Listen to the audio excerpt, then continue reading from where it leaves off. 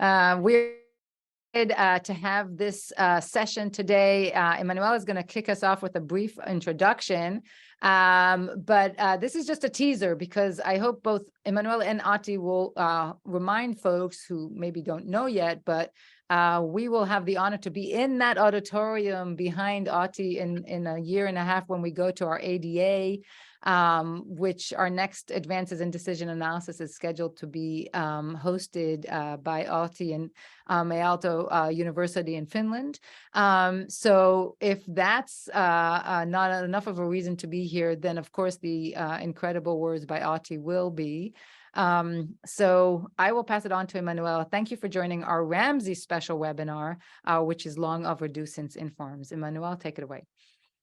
Thank you very much, Yael, and it's really a pleasure and an honor to have here Ahti Salo, our Ramsey winner in 2022. Congratulations again, Ahti, I think from all the society.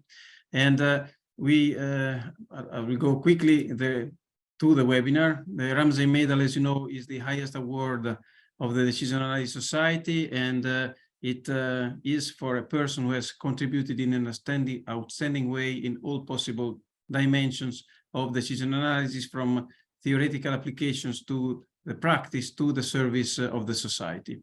And so here is an image. Also, really thanks to the committee. The chair of the committee was the past president of the Decision Analysis Society, Karen Jenny, and she was with Vicky Beer, Robin Keller, Bill Klimak, Greg Parnell, and Lawrence Larry Phillips. Let's thank them very much for their work and for picking such a good candidate for our Ramsey Award. And then we are ready to leave the floor to Professor Ahti Salo, who will talk to us about addressing uncertainties through advances in scenario and decision analysis. Thank you all again. Ahti, the floor is yours. Congratulations again from the Decision Analysis Society. Thank you very much for this kind introduction.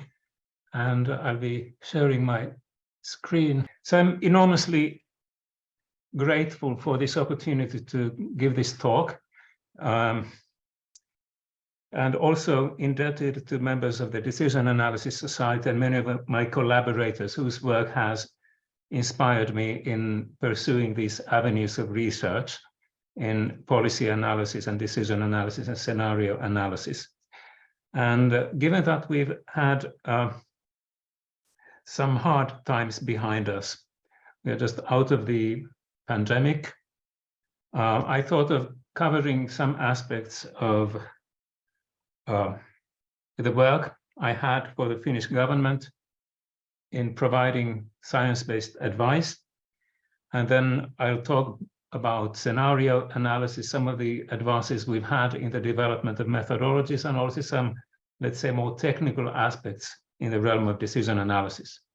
And I'm speaking to you from Helsinki, which is here at the capital of Finland. You can see we are in Scandinavia, rather close to Russia, above Estonia.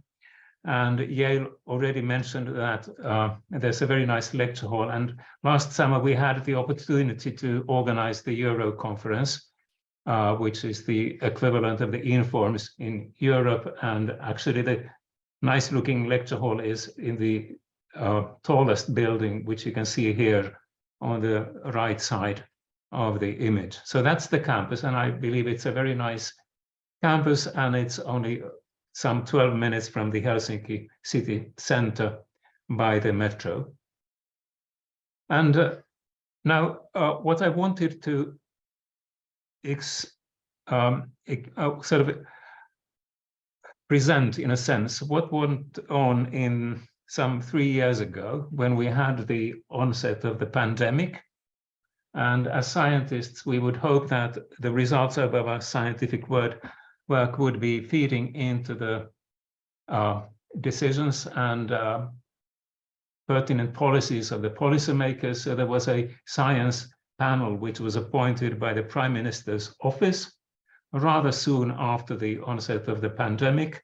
And there was a consultation process by which the presidents of Finnish universities, also the leaders of sectoral research institutes, and also the Finnish Academy of Science and letters were requested to provide nominations for experts who would be providing suggestions how Finland would get out of the crisis. And through some process, which I actually don't know very well, I was appointed to provide expertise on the topic of resilience, which has been widely defined as the ability to prepare and plan for, absorb, recover, or more successfully adapt to actual or potential adverse events.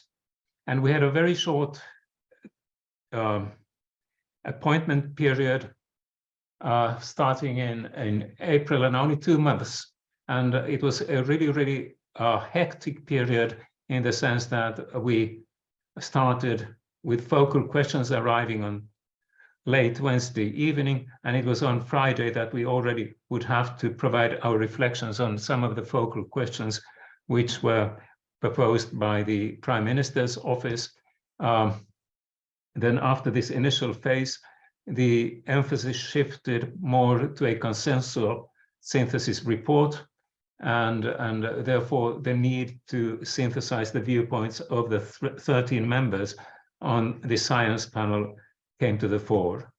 And we would have weekly Skype meetings with the chiefs of staff from the different ministries, and that was very instructive in actually exposing the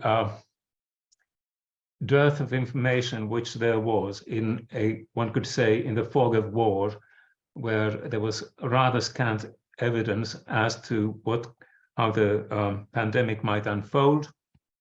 But we did produce a report of some 115 pages, which was well received in the media. And we did have demonstrable impacts on policy, especially reopening schools in mid-May, and also the face mask recommendations were officially adopted, largely thanks to the report. And I would say that one of the defining features of this work was that of having a consultative process among experts from the different fields of expertise, and in a close dialogue with the chiefs of staff, resulting in hopefully more and better informed policy decisions. A second stream of analysis has been that of producing these COVID research reviews, where we started in August 2020, and for almost 2 years, we would be providing these summaries of research on what's happening in the world at large, not so much producing new research on our own, so to speak, but making sense of all the research which is being carried out in different countries, and seeking to make sense what implications might that have for the national context here in Finland. And here I was responsible for the area of resilience and anticipation, so to speak. And these reviews were then circulated to the President of the Republic, all ministers, more than half of all the members of the Parliament, and about 1,500 experts in the administration at large. And this proved to be a rather well appreciated mode of interaction between the science community and policymakers. And in this context, one might pose the question, so what were some of the challenges we were grappling with? And one of them was that there was, in terms of like looking at models, so do we have enough information about what might be the salient features of the virus be in terms of its characteristics? Would we be able to anticipate what kinds of new properties the new variants might have? Then in terms of seeking to understand the relevance of decision models. So there were some very specific models, but then would there be impacts beyond the immediate scope of the model? And in a setting where there is not only one model, but I would say dozens of competing models, so which out of the many should be trusted. And thirdly, the link between decision makers and the society at large, the system, so to speak, the question of would people really be obeying restrictions, or would there be demonstrations if excessively restrictive policy measures and regulations were to be introduced, and also how to address these trade-offs between sectors, healthcare versus the economy, so to speak. These were some of the recurrent challenges we would be discussing and debating and deliberating within the science panel, and also in many of the other discussions as well. And here one could argue that there's a need for risk management approaches which call for close collaboration among experts and decision makers, policy makers from many fields. And also one intervention which I'm partly proud of in this context is that in the summer of 2020, the president of Finland, Sauli Niinistö, organized these typical Kultaranta discussions. And due to the COVID, those discussions could not be held face-to-face, but nevertheless, there was a remote virtual consultation of the risks. And those consultations were facilitated by a company called Inclus, which is in effect a spin-off company which has been established as a result of some of the research we have carried out here at Aalto University at the Systems Analysis Lab, as pioneered by the Crisis Management Initiative established by the Nobel Peace Prize laureate and President Ahti Salo. So that was also one of the activities which took place in this context. And I'm next transitioning to one of my duties which I've had for the current electoral period in Finland for the Prime Minister's office. And we have a so-called government foresight group, which would be serving as a sounding board for some of the plans which the government has. So we don't have any formal decision powers, but when there are new policy initiatives being developed, most notably the government's report on the future, which is published by the government once during the electoral period, we would be providing reflections on that report. And initially that report for this current period was to be published last February. But then actually what happened was the war in Ukraine, and as a result, all parts of the report which pertained to foreign policy were outdated instantaneously, one could say, and as a result, it has been only during the last 2 weeks. I think it was sent to the Parliament 2 weeks ago. But nevertheless, this is a I would say one of the interest expert duties which I have had during this past electoral period. And this then takes me to the next component in my talk, which is a snapshot about foresight methodologies, and in particular scenario analysis, because scenario analysis is one of the methodologies by which one may seek to better understand the future, and scenario, the origins of those varieties of scenario analysis, which we presently can be traced to the oil crisis some 50 years ago.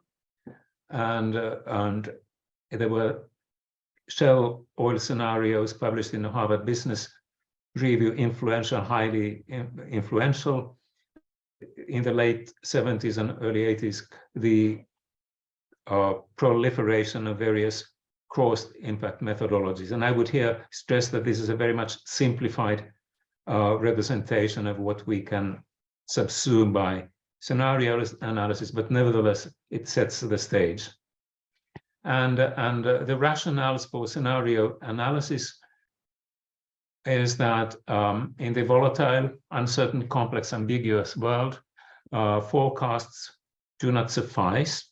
And as a result, it's better to prepare for alternative futures and elaborating those possible futures as scenarios would serve to broaden perceptions and to inform decisions. But then we have the questions of which scenarios out of the many possible should be built. Can scenarios produced by others be internalized, assimilated? And also here one could pose the question, should one seek to do so? Or would it be better to work and generate scenarios on one's own? Because there's a learning process involved. And one can also ask the question, what kinds of scenarios, or more broadly scenario processes, covering the stakeholders and processes of engagement can be said to be good?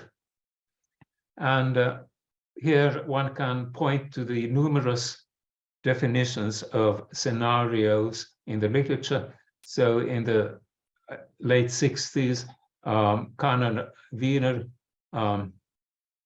were very well known for their work in cybernetics, proposed a definition which is a hypothetical sequence of events constructed for the purpose of focusing attention on causal processes and decision points. McNulty emphasized the aspect of having a quantitative or qualitative picture of a given organization or group, developed within the framework of a set of specified assumptions. Brauers and Weber from Germany coming up with a description of a possible future state of an organization's environment. Continuing, Porter, Michael Porter, who worked extensively on industrial clusters, proposing them, an internally consistent view of what the future might turn out to be, and stressing that it's not a forecast, but one future outcome. Schwartz from Germany, tool for ordering one's perceptions about alternative future environments in which one's decisions might be played out. And Ringland, that part of strategic planning, which relates to the tools and technologies for managing uncertainties of the future. So these are just some examples of the definitions which have been provided.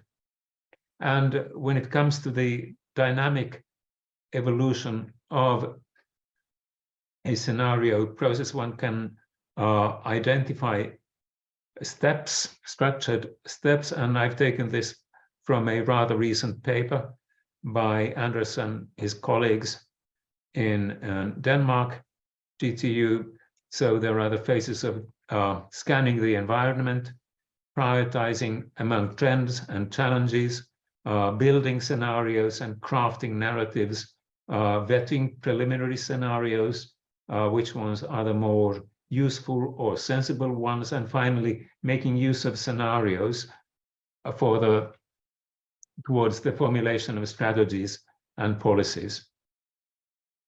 And here, all of this would naturally call for a consultation among several stakeholder groups, and there are, both at the level of individuals and communities, these biases of cognition, reasoning, and behavior, which one should be aware of, and which one ideally should be mitigating purposefully.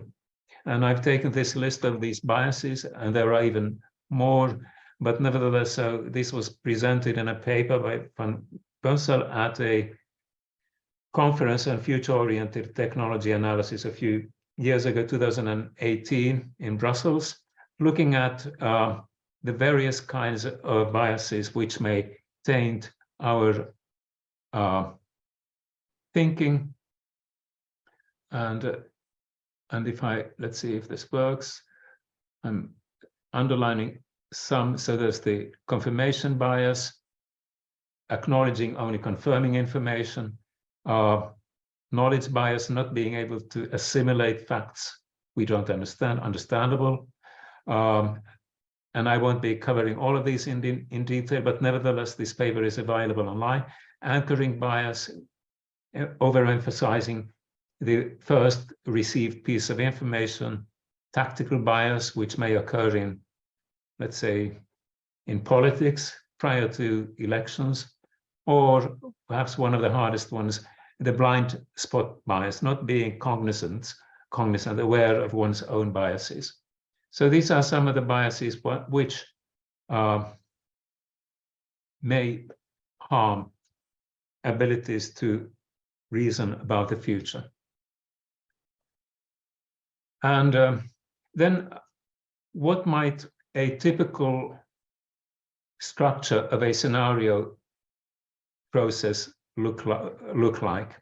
And here one can start by first seeking to identify some of the key uncertainty factors, whose realization may be uncertain.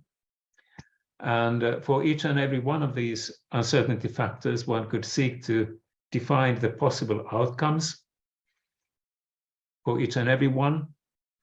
In the third phase, one could seek to develop these combinations of outcomes, because the uncertainty factors can be viewed technically as random variables, which will be manifesting one way or the other anyway.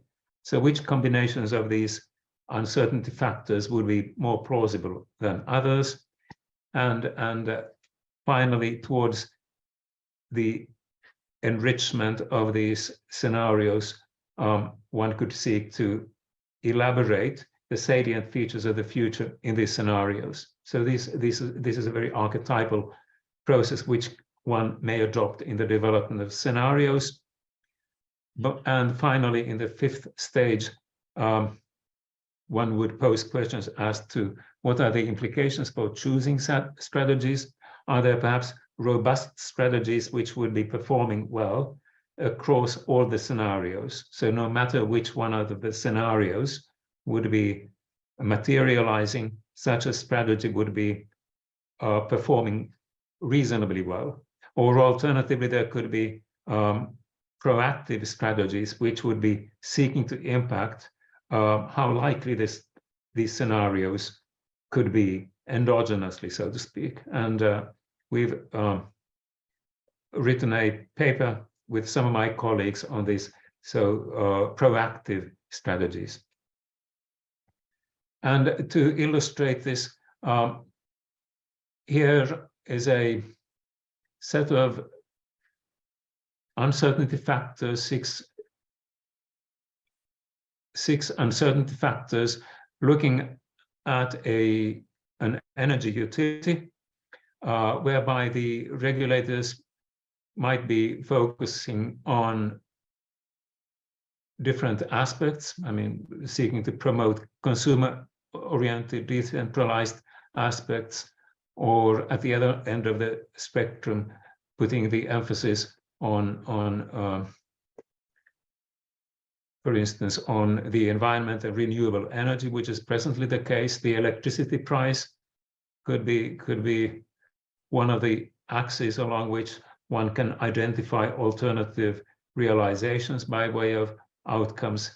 And the landscape of competition could be structured so that it could be traditional, for instance, private and municipalities mainly, or new external players. The churn rate between utilities may be variable as well.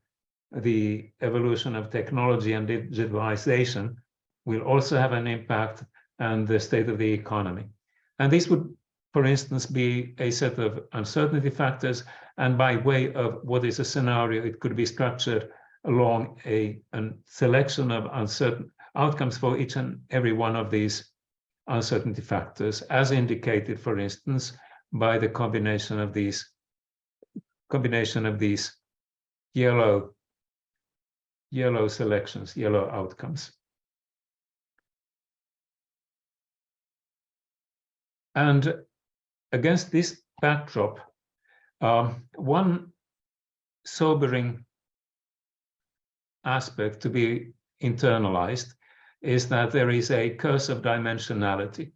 So if we look at what we had on the previous slide, so the number of possible scenarios that one could build can be just enormous. So for instance, on the previous slide, we had 3 uncertainty factors with 4 outcomes for each, and 3 with 3 outcomes for each. So that would already lead to 1,728 different scenarios for the energy utility.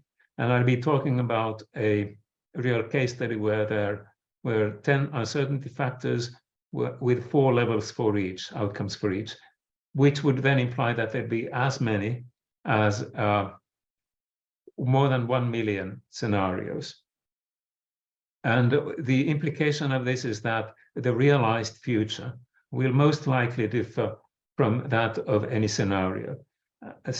And sometimes scenario developers are being faulted for having missed it. So in a situation where only 3 or 4 or 5 scenarios are actually articulated and chosen, and none of them will come about, so to speak, there's a failure, as if it were. But against this combinatorial explosion, it's a sobering realization that in a situation where the actual number of possible scenarios is so much bigger, it is rather unlikely that any one of the scenarios which have been developed will be coming about as such. And of course, in this context, one may also raise questions as to what kinds of quality requirements could one pose on scenario content. And there is the requirement of coherence, meaning that the scenarios should be formulated within a sound methodological framework. And here I would be thinking that probabilistic models are advantageous and beneficial in that they can be integrated with statistical analysis, data mining, and also the use of structured expert judgment. And secondly, the scenarios should be consistent in the sense that there are no apparent logical inconsistencies. And also the very purpose of scenarios is typically to serve as an eye-opener. So implying that the scenarios should be covering all the relevant futures well enough. And then we would have the question how to assess these inconsistencies, and given the breadth and the oftentimes qualitative nature of the outcomes which are associated with the uncertainty factors, this is not a very easy task, so to speak, but it can be helpful. And what is widely being adopted is the use of these consistency indicators, so to speak. And Scholz and Tito have proposed that there should be gradations of consistency ranging from a situation where some of the outcomes would be strongly correlated in the sense that the occurrence of one level would be inducing the other, and at the other end of the spectrum, they would be opposed to each other, essentially excluding each other almost as if and in the intermediate layer, the uncertainty factors would be deemed independent. And when this kind of a analysis is then being carried out, for instance, in this case, we could revert and look at the example with the energy utility, the situation where there are many new external players in the markets, the customer churn rate would most likely be quite high, and this then would be indicated in the cross-impact matrix by this number C4, D3. So we would have a number 3 here, implying that they would be, whereas the vision that in a situation where there are new external players would be resulting and happening at the same time when the customer turnout rate is low, would be affiliated with -3, indicated that that's very much less likely. And it has been proposed, and this is not a probabilistic interpretation yet, but nevertheless, the consistency of a scenario would be higher, arguably, when there are more of these higher numbers rather than the minus numbers. So it is an approximate measure of the consistency of a scenario as defined by the elicitation of these cross-impact statements. And how could this then be applied? So we've worked in this area, and there was a relatively influential recent case study for the National Emergency Supply Organization in Finland, which is actually the organization which maintains and develops the security of supply, especially critical resources such as medical supplies, oil, key wheat, key agricultural products, and so on. And this was a project which was carried out in 2018, and one of my master's students was involved in developing some of these methodologies, and I won't go into the details. What are the organizations? The key message from the listing of these agencies is that it is a very, very collaborative process. So it's not so that the government would be responsible. No, it is a large network of organizations spanning both industrial companies, municipalities, regions, and so on. And these agencies, councils, and sectors would span them all. And in this case, there were 10 different uncertainty factors looking at aspects such as globalization, ranging from slower and safer globalization to protectionism and deglobalization. And also there are, I won't be covering all of these, global data openness and security at the one extreme, open and public data, and post-truth era at the other. So, and I won't be covering all of this, but you see, these are the uncertainty factors. And what was then done, the cross-impact matrix was then built by the teams working on the development of scenarios.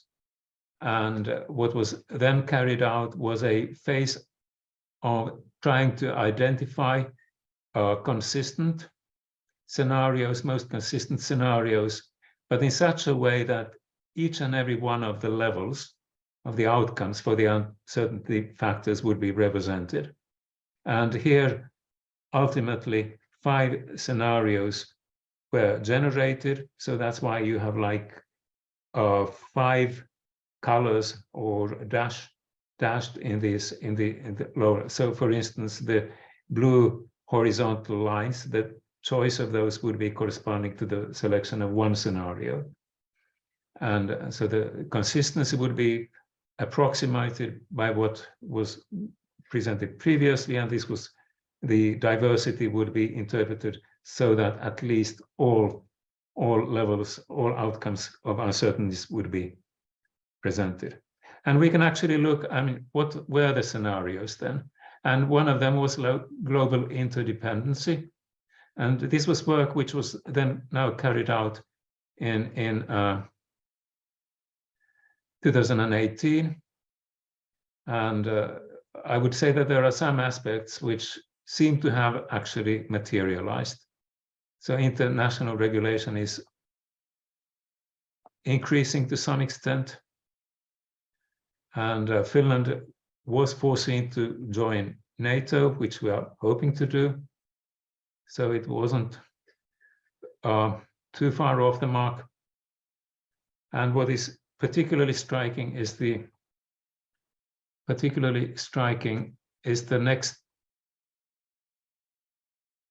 scenario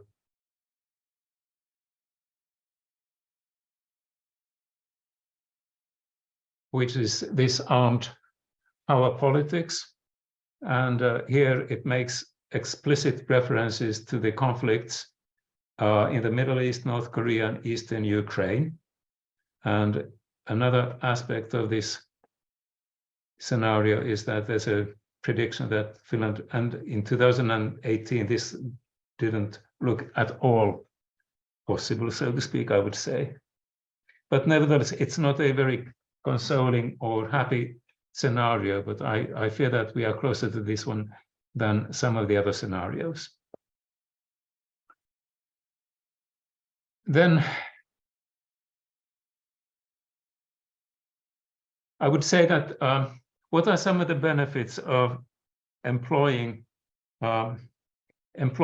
such systematic support for scenario development? So one observation from the case study from the National Supply Organization was that it does help mitigating these cognitive biases. And a second one, it deliberately and explicitly alerts the participants of the process to the huge number of possible scenarios. So that's a benefit its own right. So being humble and realizing that there could be many, many other scenarios. And then another perspective is that we can look at how different kinds of strategies would have impact. One of them is having impacts within the scenarios, or, as I noted, the likelihood of those scenarios, endogenous uncertainties or proactive. So that is another one. And here I would say that in safety critical systems, none of the scenarios should be forgotten. And some of our ongoing work in this area is dedicated to developing methodologies where all scenarios are included.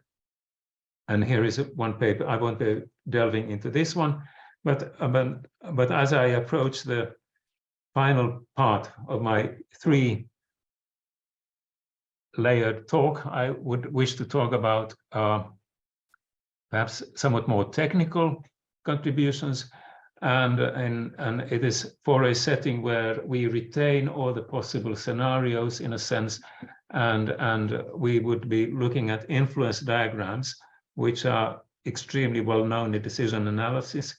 And what we are proposing here is an approach which allows us to use mixed integer linear programming to solve influence diagrams, also in situations where the usual so-called no-forgetting assumption doesn't hold, or where there may be multiple value nodes, objectives, or cross-cutting constraints such that the optimality or even the feasibility at a given decision node cannot be determined independently of what other decisions are being taken. And influence diagrams, just as a brief reminder, we typically use circles to denote random chance events. Squares would be denoting decisions. Diamonds or hexagons would be representing value or utility. And there are dependencies such that probability distributions would be associated with the chance nodes. So any chance node to which there is an arc is conditionally dependent on the nodes from which there is an arc to the chance node in question. Decision nodes would be representing, the arcs of the decision nodes would be representing information that is known when making the decision, and value nodes, the incoming arcs would represent what states would be implying the consequences over which the utilities are defined.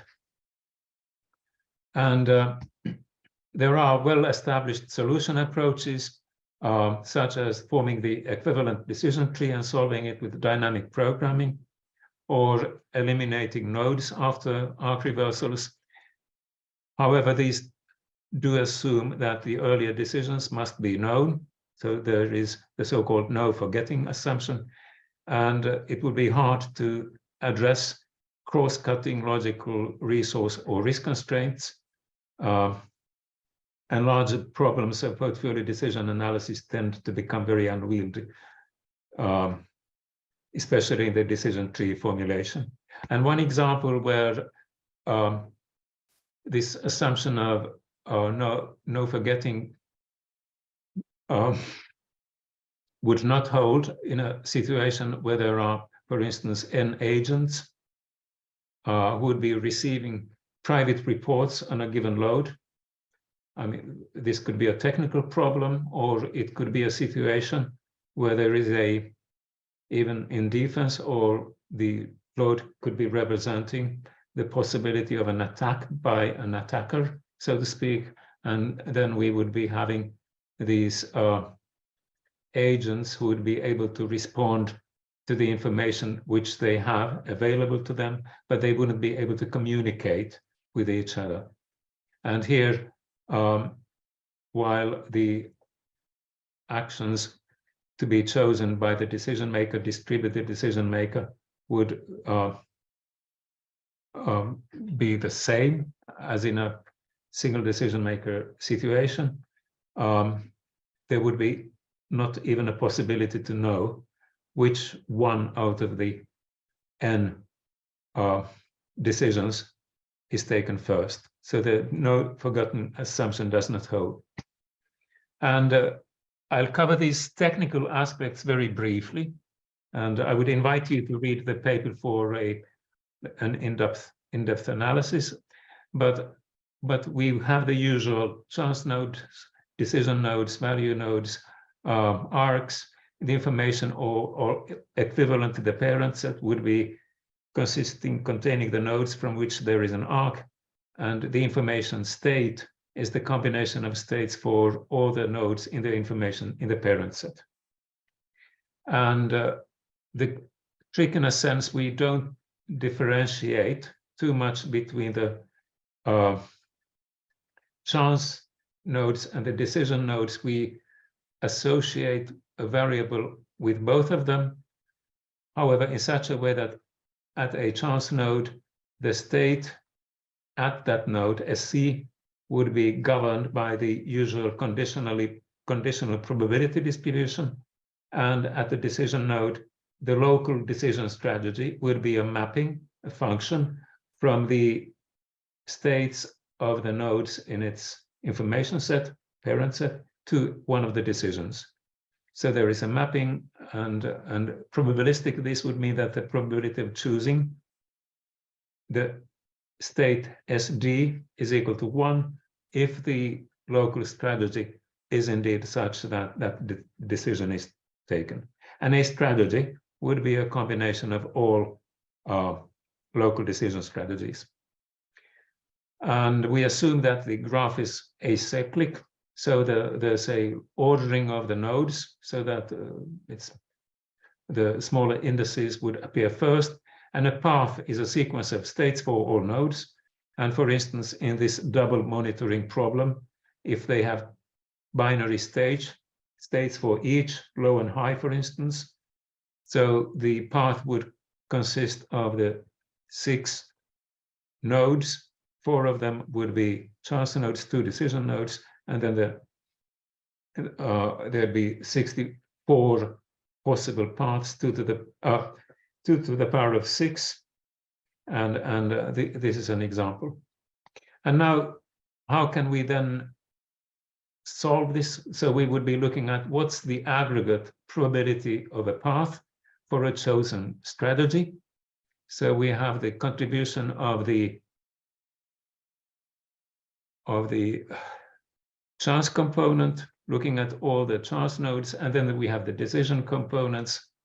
And in the decision component, we have the indicator function, which is such that if the decision is indeed taken or implied by the strategy Z, then it would be equal to 1, otherwise 0. So, and now the question is that how do we represent these strategies? So we represent them by these binary decision variables, which would then appear in the mixed integer linear programming formulation.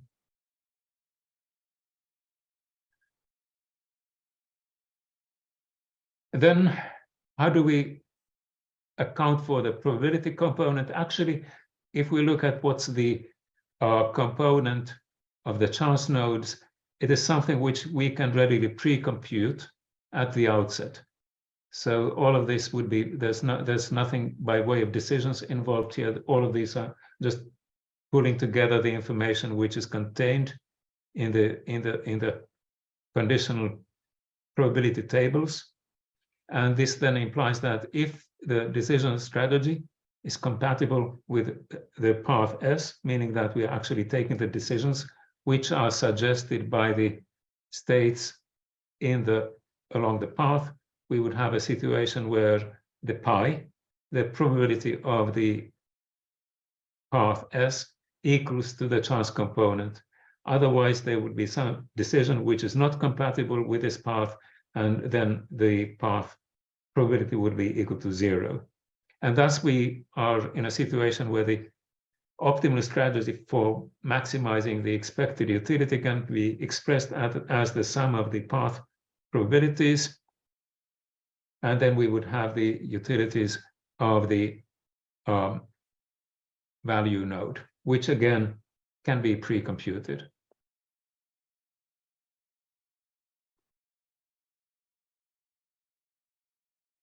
And this is then the final mixed integer linear programming formulation. We have improved formulations for this one as well, but as you can see, it is a comprehensive model which has the binary decision variables, the z's, and the path probabilities which are continuous, and it works quite nicely.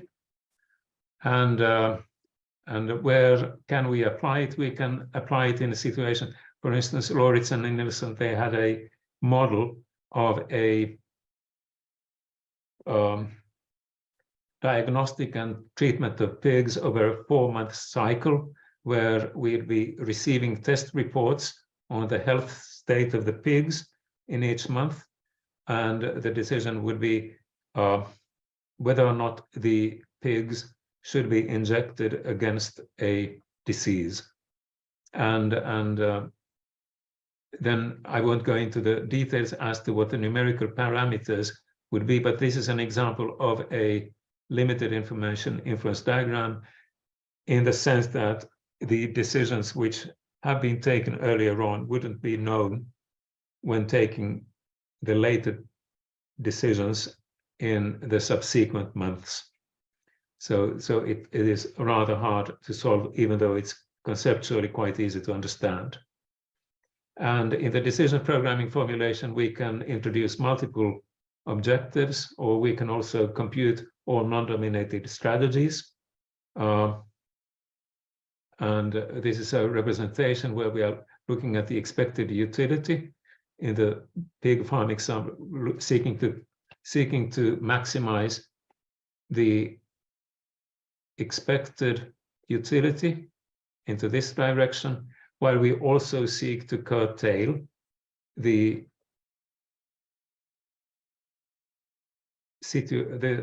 cash flow in the worst 20% tail of the cash flow possibilities.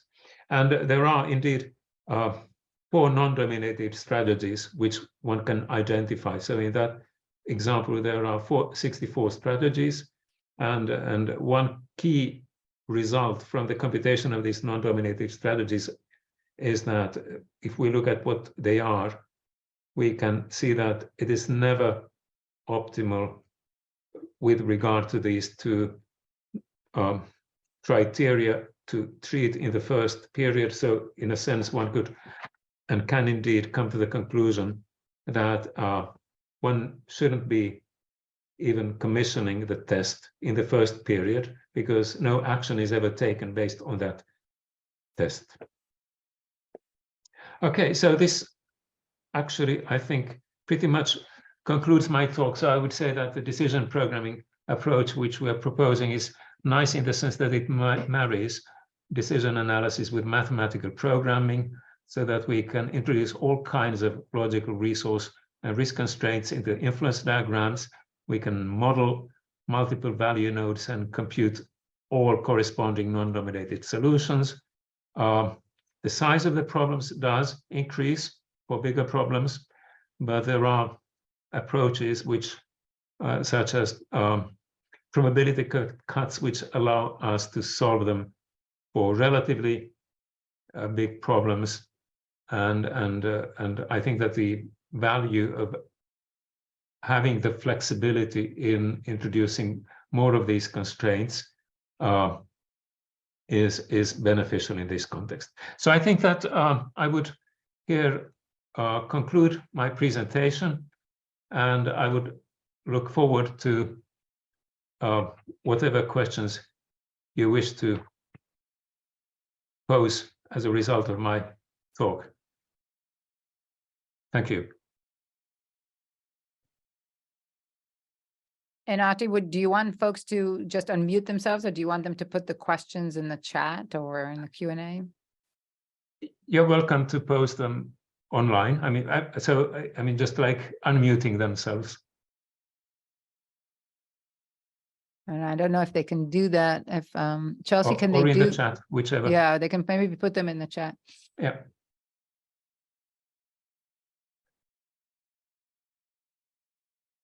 And I should have started by saying thank you very much, Ahti. That was great.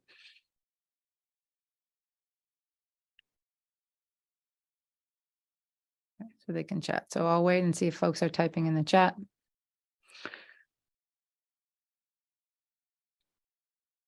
I think we have a few panelists. They can probably unmute themselves if they wanted to, but yeah, last minute call for questions. Thank you, everybody.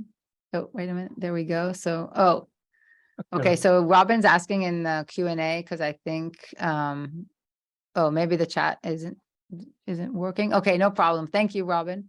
Ahti, are you able to see the Q&A, or do you want me to help and read these out for you?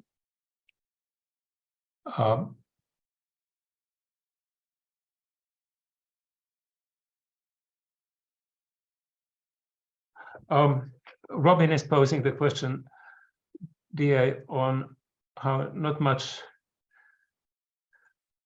So I would say, yeah. So I would be in a position to describe the situation at this end. And I would say that oftentimes there are the organizations which are formally responsible for providing the results of the epidemiological modeling.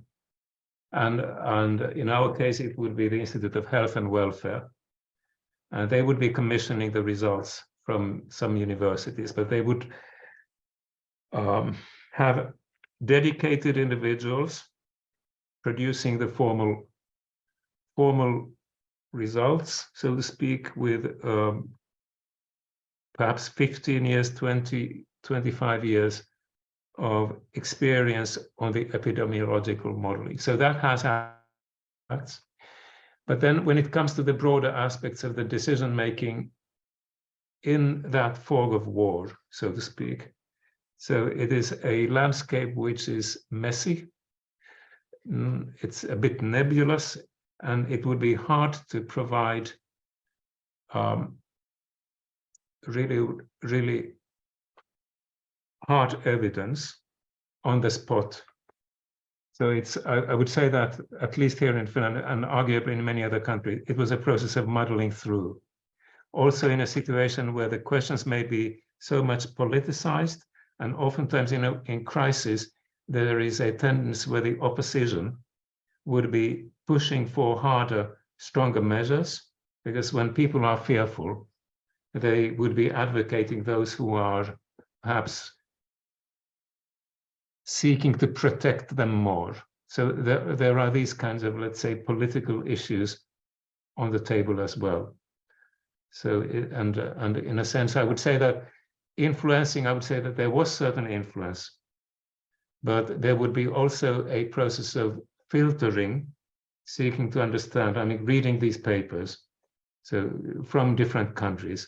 So what makes sense, what makes less sense.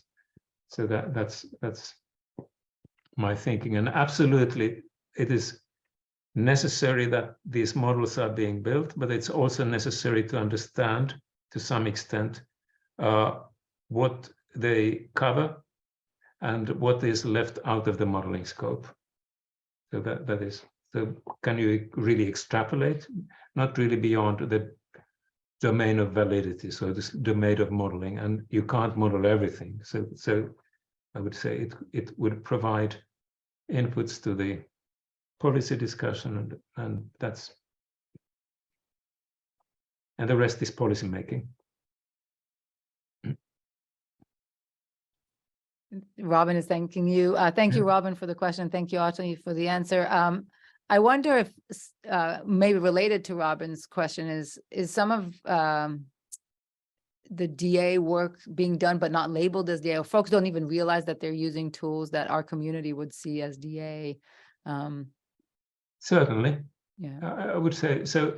What tends to be happening is that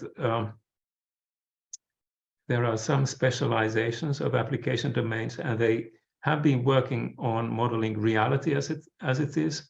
They see the need to extend their models towards decision making, and some of the constructions which have been introduced by way of extending towards decision making may be a bit shoddy, pardon me for saying so, but I think that there would be quite a bit of potential, so to speak, seeking to strive for some sort of a integration or closer dialogue. I mean, not reinventing the wheel. And I saw it when I was looking at some of the resilience modeling, so to speak, also in the context of supply chain management, for instance. And do I have any layman? One is like not being overly technical and hoping to be, I mean, this is a technical, I mean, this community here is relatively technical, but I would say that I teach operations research, and I was instructing my freshman second year students that the importance of being able to explain what you do. So they should be able to present their studies to their grandmothers and grandfathers in a elevator pitch kind of a speech and making themselves understandable. So not being behind the curtains or being arrogant, so to speak, but really seeking to explain in layman terms, not overly sophisticated terminologies or whatever, but what are the inputs, what are the outputs, and being able to explain the rationale. Why is it that the results look the way they do? So that is crucial, I would say. thank you so much, Ahti. I noticed that it's 1 o'clock, so technically our time is up for the webinar. Really, thank you for your time. This has been recorded, so we will post it. Emmanuel, any parting words as the chair of the Ramsey Award committee? Thank you really, Ahti, for this great presentation. I think it confirms, it was magnificent. I think it confirms so how much you have used the decision analysis and really how deserved the prize is. So thank you very much for also being here. And we look forward to meet you in person in some of the future occasions, and especially at ADA 2024. Yes. And thank you very much. And I truly look forward to welcoming you here in the summer in July 2024. Thank you, everybody. Thank you. Have a nice Friday. Thank you. Yeah, thanks. Bye.